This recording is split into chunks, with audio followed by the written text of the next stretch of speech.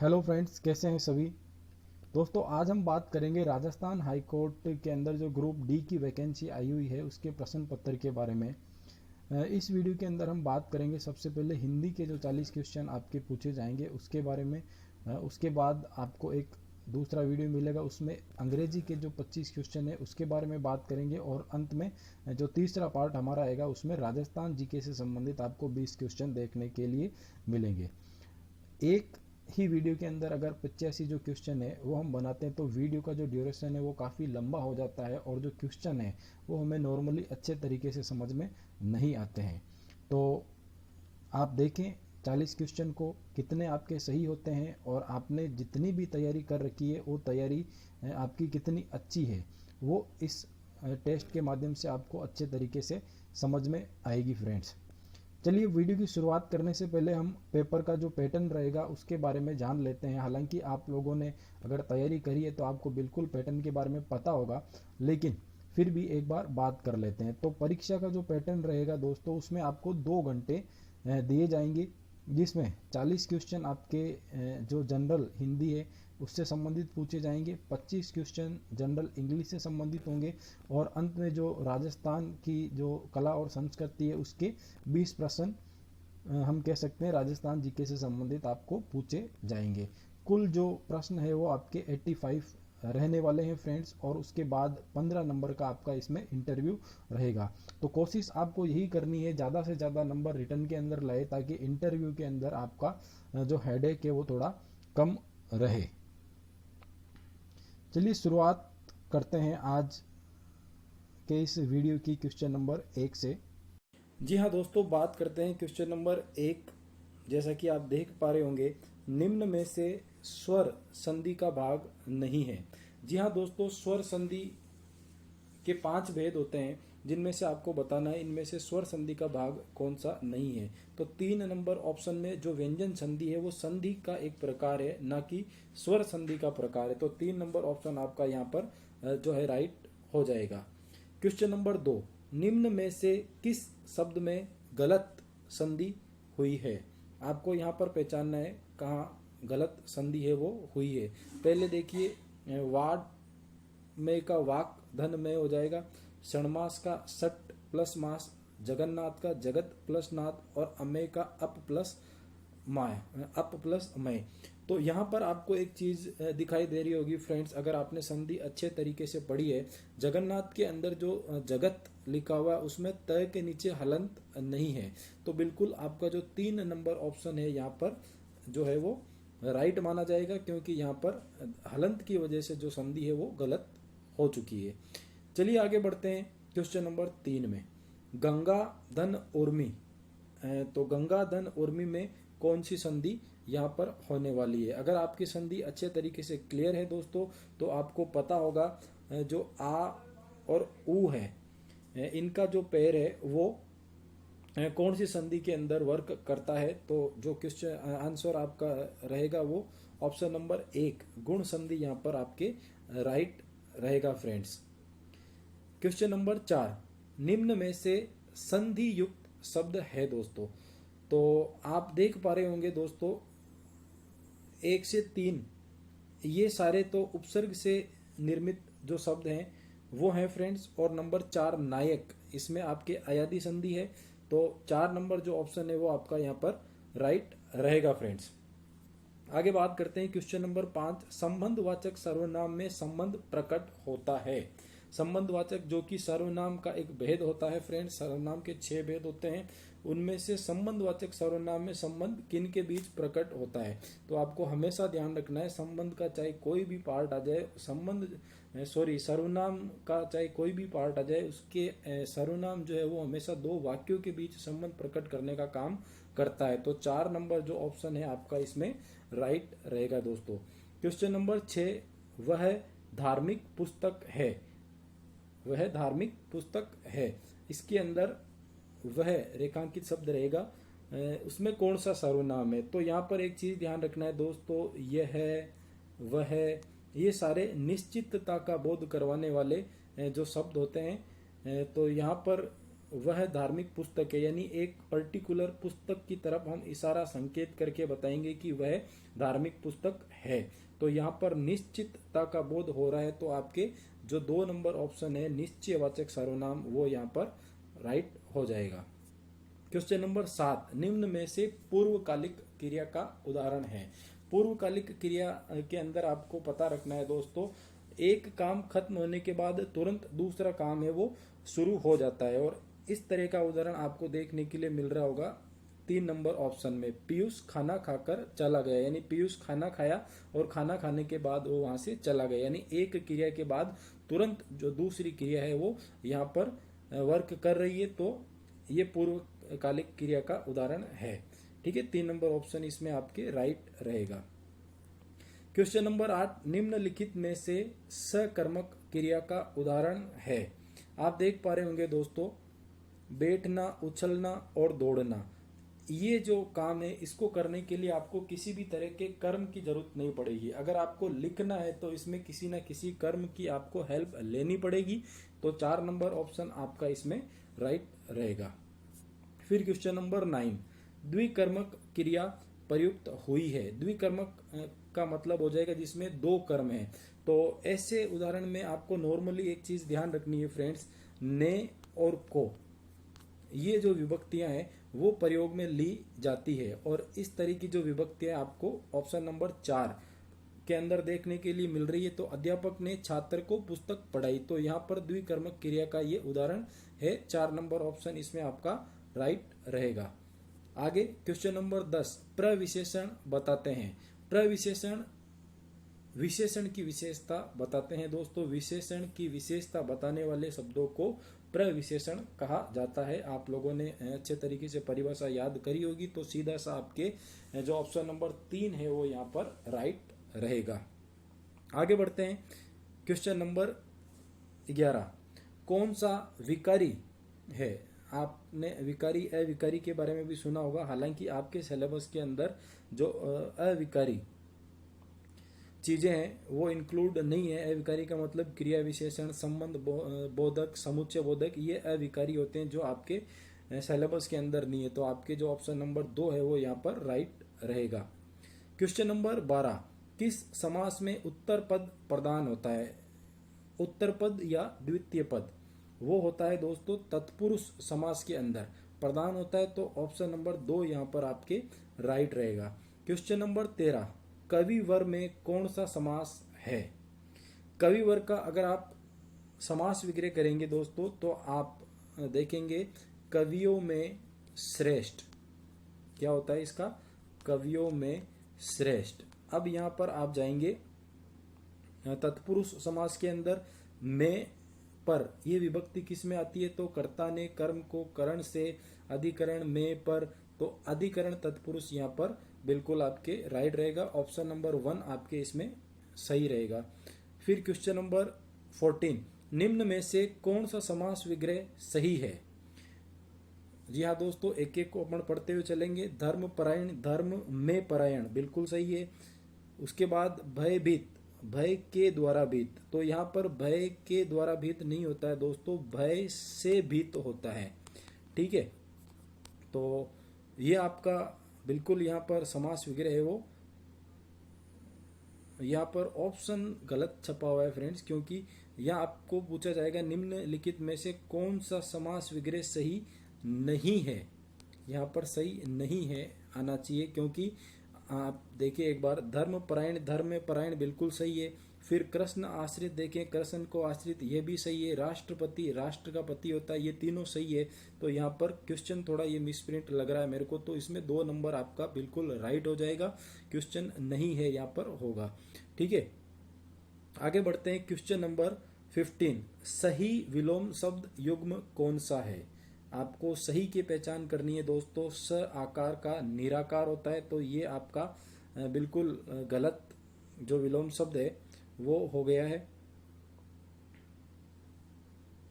उसके बाद व्यास का दिन बिल्कुल नहीं होगा, संधि का समास बिल्कुल नहीं होता, विग्रह होता है, व्यष्टि का समष्टि होता है, तो ये आपका राइट है। ये तीनों गलत हैं, तो ऑप्शन नंबर 4 आपका यहाँ राइट रहेगा दोस्तों। चलिए आगे बढ़ते हैं, बात करते हैं क्वेश्चन नंबर 16 की। रिजु का विलोम शब्द नहीं है। दोस्तों ये वर्ड पता नहीं कितनी बार एग्जाम में आ चुका है और इम्पोर्टेंट है, हमेशा पूछा जाता है। रिजु का विलोम शब्द नहीं है, पूछा गया है। तो देखो रिजु का विलोम शब्द होता है वक्र, ठीक है। वक्र का मतलब होता है टेढ़ा मेढ़ा, तो उसके बाद तिर्यक भी सही हो जाएगा, और कुटिल, ये तीनों तो आप एक तरीके से कह सकते हैं रिजु के विलोम शब्द है। और आपको पता होना चाहिए रिजु का मतलब होता है सीधा। क्या होता है? सीधा। कंफ्यूज नहीं होना है, रिजु का विलोम शब्द नहीं है, पूछा गया है तो सीधा इसका अर्थ होता है। तो 4 नंबर ऑप्शन आपका राइट है जो यहाँ पर रहेगा। आगे बढ़ते हैं, क्वेश्चन नंबर 17। चप्पल का विलोम शब्द होगा। चप्पल, चप्पल का मतलब होता है दोस्तों एक तरह से जो गंभीर नहीं होता है, हंसी मजाक करने वाला, या बात बात में अपन कह सकते हैं ना मजाक टाइप का जो आदमी होता है उसको चप्पल बोला जाता है, ठीक है। तो चप्पल का हो जाएगा आपके गंभीर जो विलोम शब्द है वो बिल्कुल यहाँ राइट रहेगा, 4 नंबर ऑप्शन। आगे बढ़ते हैं, क्वेश्चन नंबर 18। निम्नलिखित में से लक्ष्मी का पर्यायवाची नहीं है।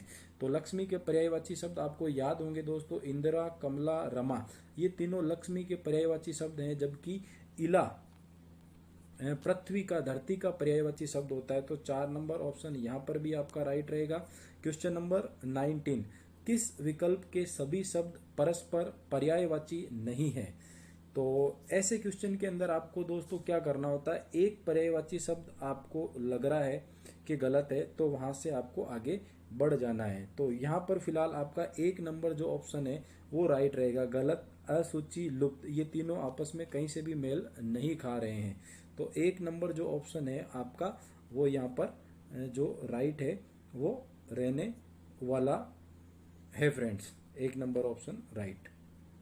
उसके बाद क्वेश्चन नंबर 20। भौरा का पर्यायवाची शब्द है। एक बात मैं आपकी यहाँ क्लियर कर दूं दोस्तों, ये सारे जो क्वेश्चन है किसी न किसी एग्जाम के अंदर आए हुए हैं। मोस्टली 2013 और 2016 की जो हाईकोर्ट की वैकेंसी आई थी एलडीसी की, उन्हीं पेपर से ये क्वेश्चन है जो लिए गए हैं, ताकि आपका जो एक तरह से हाईकोर्ट का जो पैटर्न है वो सामने आ जाए। और कई ऐसे मेरे फ्रेंड्स हैं जो यूट्यूब पर आपको बताते हैं राजस्थान हाईकोर्ट ग्रुप डी का पिछले साल का पेपर आपको बता रहे हैं, जबकि पिछले साल जब भी मतलब हाईकोर्ट की ग्रुप डी से संबंधित वैकेंसी निकाली गई थी उसमें आपके रिटर्न पेपर कभी नहीं करवाया गया था। तो इस चीज का भी आप ध्यान रखें, हाईकोर्ट ग्रुप डी का पहले कभी पेपर नहीं हुआ है, ठीक है। चलिए बात करते हैं क्वेश्चन नंबर 20। भौरा का पर्यायवाची शब्द है। तो भौरा का पर्यायवाची शब्द होता है सिलीमुख। 1 नंबर ऑप्शन आपका यहाँ राइट रहेगा। 21 नंबर, मैं खेल रहा हूं, वाक्य में काल का प्रकार है। आपको ये देखना है दोस्तों, पहले तो काल कौन सा है, मैं खेल रहा हूं, कौन सा काल है यहाँ पर? वर्तमान काल है। अब वर्तमान काल के अंदर भी आपको ये देखना है कि पूर्ण वर्तमान काल है या अपूर्ण वर्तमान काल है। तो आपको जाना है ऑप्शन के ऊपर, मैं खेल रहा हूँ। क्या उस लड़के ने जो भी खेल रहा है अपना खेलने का काम पूरा कर लिया है या अभी तक वो कंटिन्यूस कर रहा है? तो नहीं, आप उसमें देखेंगे खेल रहा है वो अभी तक। तो इस तरह के जो सेंटेंस होते हैं, वाक्य होते हैं, वो अपूर्ण वर्तमान काल की श्रेणी में आते हैं, प्रेजेंट कंटिन्यू जिसको हम इंग्लिश में कहते हैं। तो 2 नंबर ऑप्शन इसमें आपका राइट रहेगा। Question number 22। यदि पुस्तक मिल जाती तो मैं पढ़ लेता, वाक्य में काल का रूप है। तो यहाँ पर एक चीज ध्यान रखनी है दोस्तों, कंडीशनल सेंटेंस अपन इंग्लिश में जिनको कहते हैं, इस तरह के सेंटेंस जिसमें कोई शर्त जुड़ जाती है वो हमेशा हेतु मत से संबंधित होते हैं। तो 4 नंबर ऑप्शन आपका इसमें राइट रहेगा। Question number 23। किस क्रमांक का शब्द शुद्ध है? तो ऐतिहासिक आपको देखना है बिल्कुल। 2 नंबर जो ऑप्शन है ऐतिहासिक इसको बोलते हैं, ऐतिहासिक। तो 2 नंबर ऑप्शन इसमें आपका राइट रहने वाला है। Question number 24। निम्नलिखित शब्दों में से अशुद्ध शब्द है। तो आप देखें, सबसे पहले द्रष्टव्य बिल्कुल सही है, अतिशयोक्ति बिल्कुल सही है, उच्छृंखल और गति अवरोध। तो उच्छृंखल जो 3 नंबर ऑप्शन है आपका गलत रहेगा, क्योंकि ऊ के बाद और 6 के साथ जो ये आधा च है वो आएगा फ्रेंड्स, उच्छृंखल होता है। 3 नंबर ऑप्शन इसमें आपके गलत रहेगा। तो आपके लिए मतलब 3 नंबर ऑप्शन इसमें गलत है, तो आपका आंसर वही होगा।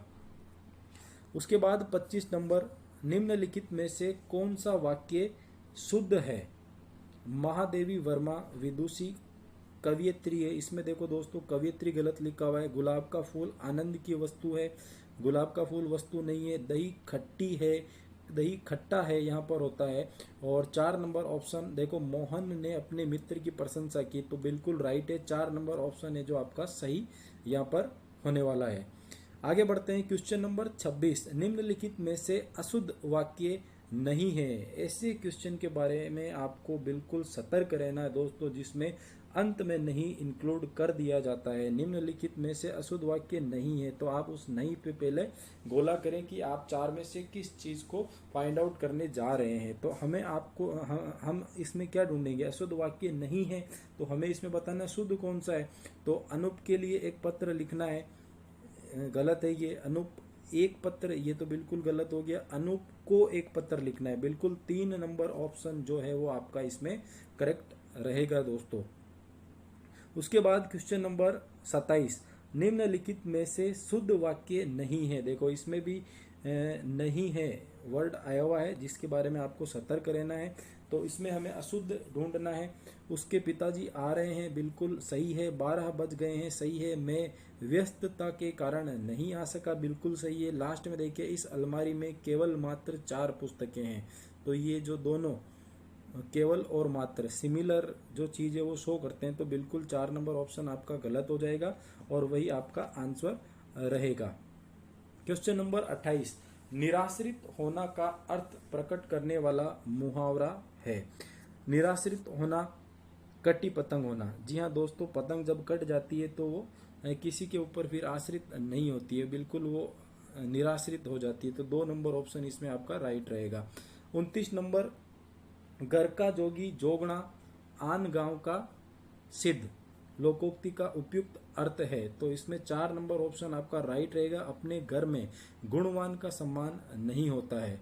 आगे बढ़ते हैं क्वेश्चन नंबर 30, करेला और नीम चढ़ा लोकोक्ति का अर्थ क्या रहेगा? तो इसमें 1 नंबर ऑप्शन आपका राइट रहेगा। दुष्ट को बुरी संगति मिल जाना, यानी कोई पहले से दुष्ट है और उसको अपने जैसी एक बुरी संगति मिल जाती है, तो वो हो जाता है करेला और नीम चढ़ा। ठीक है। 31 नंबर क्वेश्चन, निम्नलिखित में से लोकोक्ति नहीं है। इसमें आपको एक चीज ध्यान रखनी है दोस्तों, ऐसा भी क्वेश्चन आपको पूछा जा सकता है, मुहावरे और लोकोक्ति में पहचान करवाई जा सकती है। तो आपको देखो 3 नंबर ऑप्शन पीछे क्या आ रहा है? ना आ रहा है। तो नॉर्मली जो मुहावरे होते हैं उसमें 80 to 85% ऐसे मुहावरे होते हैं जिसमें पीछे ना शब्द जो है उसका प्रयोग किया जाता है। तो कीचड़ उछालना यहाँ पर एक मुहावरा है, लोकोक्ति नहीं है। 3 नंबर जो ऑप्शन है वो आपका राइट रहेगा। 32 नंबर क्वेश्चन, काला नाग। काला नाग मतलब हो जाता है अत्यधिक खतरनाक। 2 नंबर ऑप्शन आपका राइट रहेगा। उसके बाद 33 नंबर, उल्टी गंगा बहाना। मुहावरे का अर्थ होता है उल्टी गंगा बहाना का मतलब रीति के विपरीत कार्य करना। 4 नंबर ऑप्शन इसमें राइट रहेगा। 34 नंबर क्वेश्चन, उच्चारण स्थान की दृष्टि से इनमें से कौन सा वर्ण तालव्य है? तो तालव्य के अंदर आपको ध्यान रखना है दोस्तों, जो च वर्ग वाली जो लाइन होती है, च छ जय जय, वो तालव्य वर्ग के अंदर आती है। तो 3 नंबर ऑप्शन जय जो है वो आपके इसमें राइट रहेगा। उसके बाद 35 नंबर, मूर्धन्य ध्वनियाँ कौन सी होती है? तो ये भी आपको थोड़ा याद करना है। मूर्धन्य जो टैव वाली टैव वर्ग की जो लाइन होती है वो मूर्धन्य जो ध्वनियाँ होती है वो होती है। और अगर आपके ये चीज़ें क्लियर नहीं है दोस्तों, तो हमारे चैनल पर आप जाएं, वहाँ पर वर्ण विचार से संबंधित एक वीडियो अपलोड करा गया है, जिसमें बड़ी ही आसानी से आपको जो वर्ण विचार टॉपिक है वो समझाया गया है। केवल एक वीडियो से आपके ये जो वर्ण विचार का टॉपिक है वो क्लियर हो जाएगा। आप वहाँ जाए और बिल्कुल देखें। 3 नंबर आगे बढ़ते हैं, बात करते हैं क्वेश्चन नंबर 36 के बारे में। देवनागरी लिपि में कुल वर्णों की संख्या कितनी होती है? तो देवनागरी लिपि के अंदर कुल जो वर्ण होते हैं दोस्तों वो होते हैं आपके 52। और बड़ा इंपॉर्टेंट क्वेश्चन है दोस्तों ये। क्यों इंपॉर्टेंट है? क्योंकि इसमें थोड़ा कन्फ्यूजन रहता है।